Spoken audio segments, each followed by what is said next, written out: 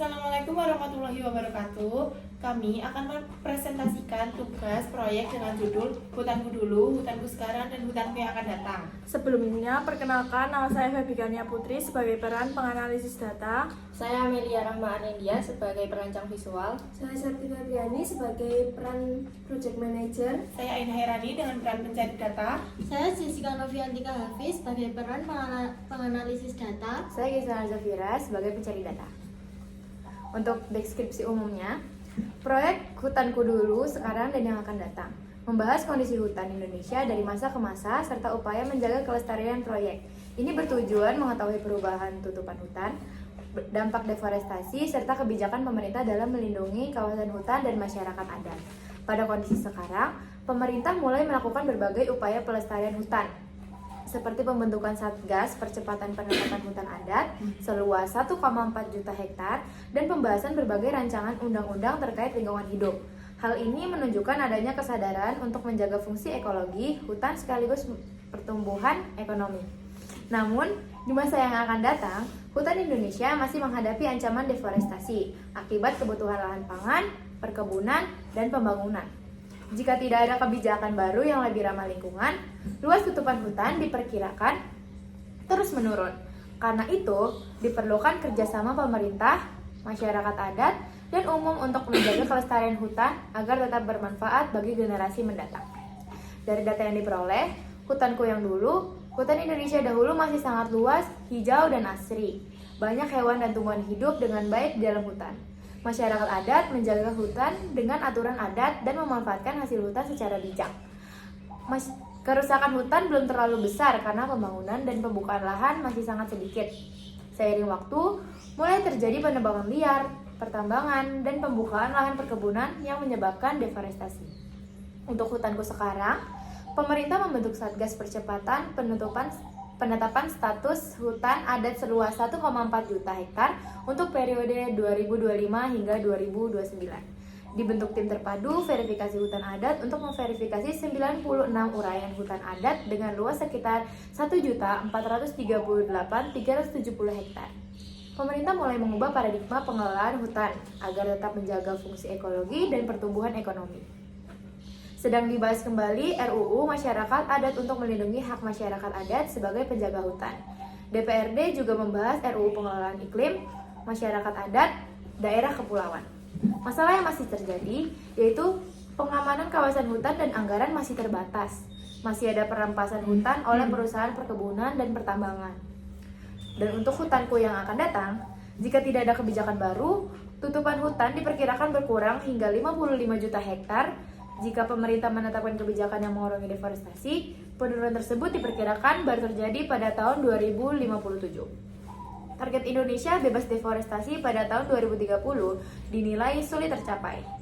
Bebas deforestasi berarti jumlah hutan yang hilang seimbang atau lebih kecil daripada deforestasi dan aforestasi.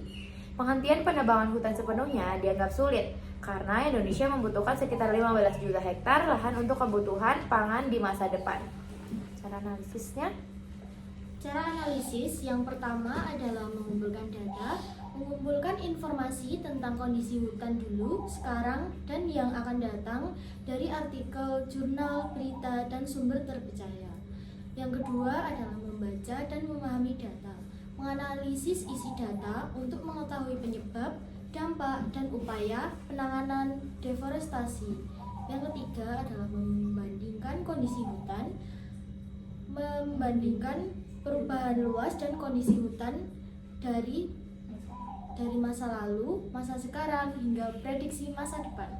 Yang keempat adalah mengidentifikasi masalah dan solusi, menentukan faktor penyebab deforestasi, serta situasi yang dapat dilakukan pemerintah dan masyarakat.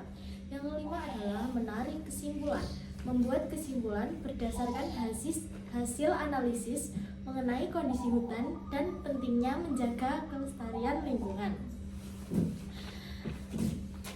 Luaran yang dihasilkan, laporan atau jurnal kelompok berisi pembahasan tentang kondisi hutan dulu, sekarang, dan yang akan datang beserta dulu deforestasi dan upaya pelestariannya.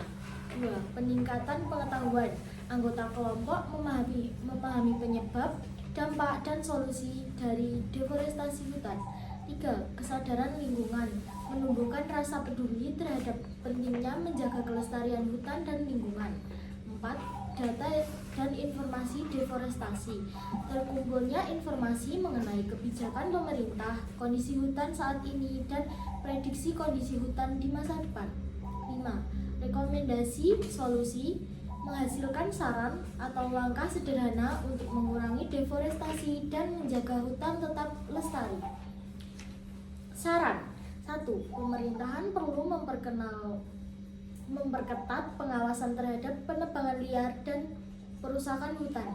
2. Masyarakat harus ikut menjaga kelestarian hutan dan tidak melakukan pembakaran atau penebangan sembarangan. 3.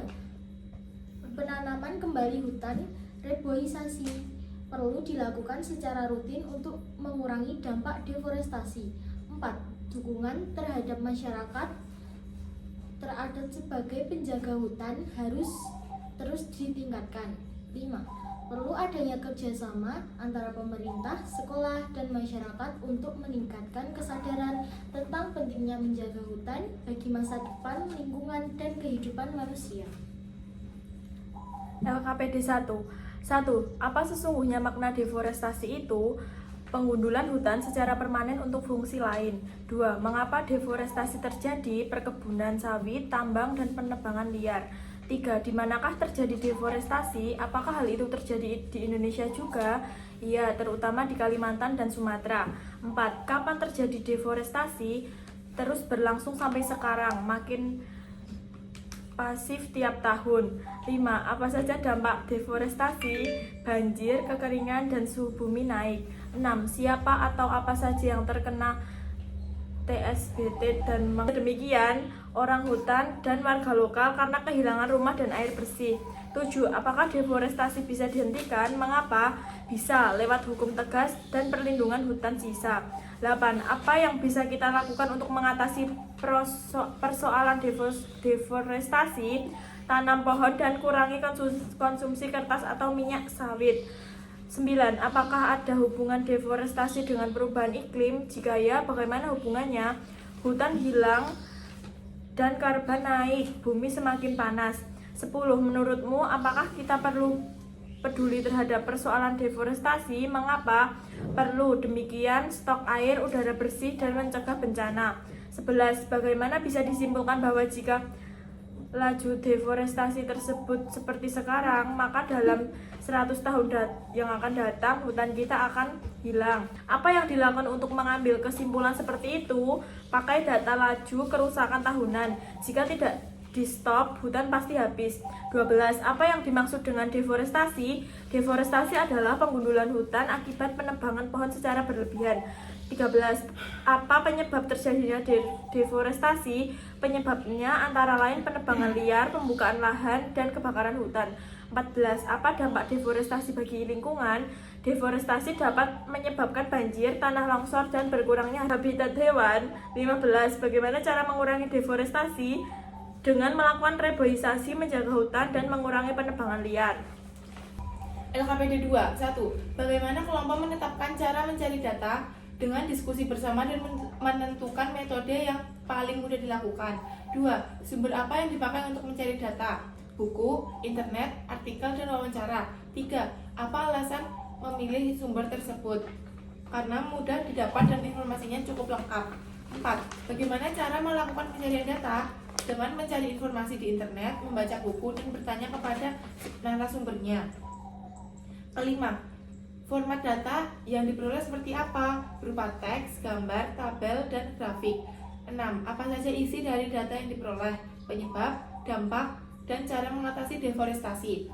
7. Data yang diperoleh mencakup periode berapa tahun terakhir hingga sekarang. 8. Kapan data diperoleh? Saat kegiatan diskusi dan pencarian informasi berlangsung. 9. Siapa saja yang terlibat melakukan pencarian data? Seluruh anggota kelompok.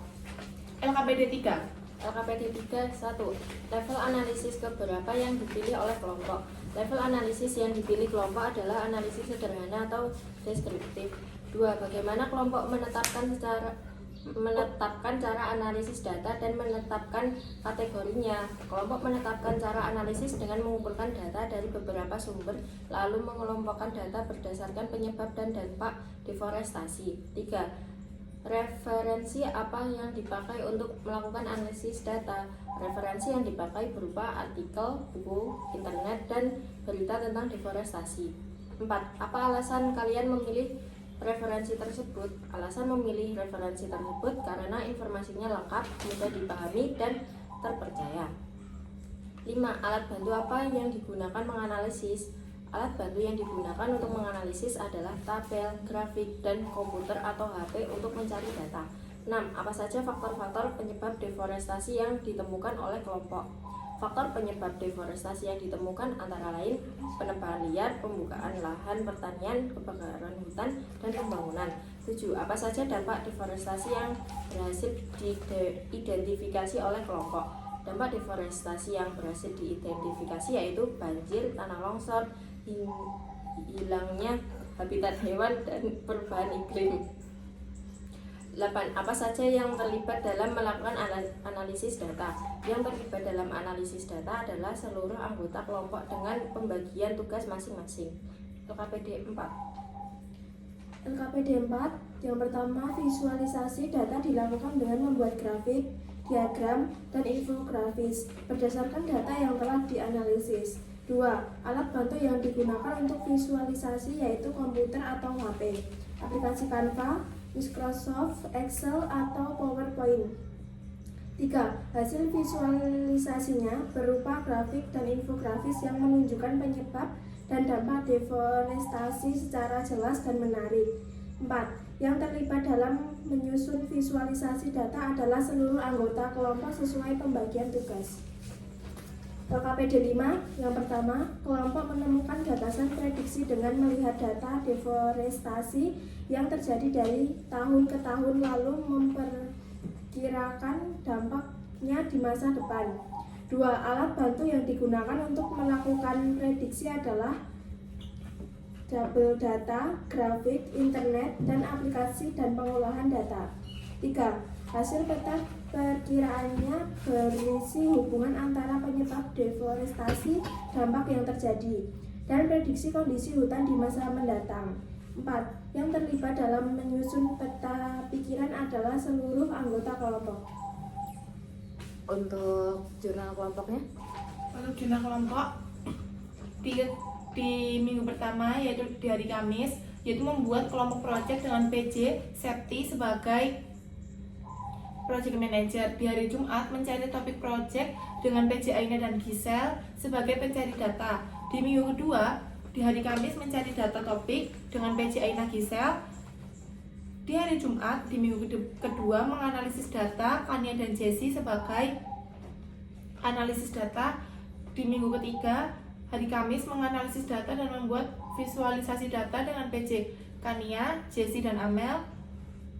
Dan di hari Jumat membuat visualisasi data dengan PJ Amel sebagai perancang visual. Dan di minggu keempat atau minggu terakhir di hari Kamis pembuatan laporan dengan PJ seluruh kelompok. Dan Jumat presentasi hasil proyek dengan PJ seluruh kelompok. Untuk evaluasi kelompok. Evaluasi kelompok. Dalam proyek analisis data Hutanku Dulu, Ini, dan yang akan datang, kelompok kami telah bekerja sama mencari data, menyusun informasi, dan membuat hasil laporan. Setiap anggota memiliki tugas masing-masing sehingga pekerjaan dapat diselesaikan dengan cukup baik dan tepat waktu. Selama proses pengerjaan, kami banyak memperoleh pengetahuan baru tentang kondisi hutan dari masa ke masa, penyebab deforestasi, serta dampaknya bagi lingkungan dan kehidupan manusia. Kami juga belajar pentingnya kerjasama, komunikasi, dan tanggung jawab dalam menyelesaikan tugas kelompok. Namun, masih terdapat beberapa kendala seperti perbedaan pendapat, pembagian waktu yang kurang efektif, dan kesulitan cari data yang lengkap. Oleh karena itu, kedepannya kami akan lebih meningkatkan kekompakan, kedisiplinan, dan teliti agar hasil proyek menjadi lebih baik.